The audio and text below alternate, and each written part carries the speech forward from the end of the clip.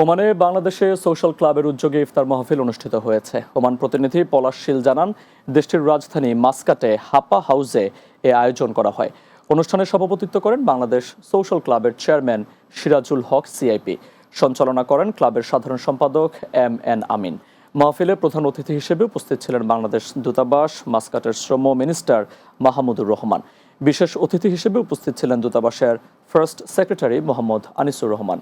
এসব অনুষ্ঠানে উপস্থিত ছিলেন গালফ এক্সচেঞ্জের প্রধান নির্বাহী ইফতেখারুল হাসান চৌধুরী, সিআইপি আজিমুল হক বাবুল, সিআইপি রেজাউল করিম, মোহাম্মদ আনোয়ার হোসেন এবং আব্দুল রহিম। এছাড়া আরও উপস্থিত ছিলেন নাজিম উদ্দিন, মহসিন আলী সরকার সহ ক্লাবের কর্মকর্তাবৃন্দ, বিভিন্ন সংগঠনের নেতৃবৃন্দ, কমিউনিটির বিশিষ্ট ব্যক্তিবর্গ, ব্যবসায়ী এবং প্রবাসী বাংলাদেশিরা।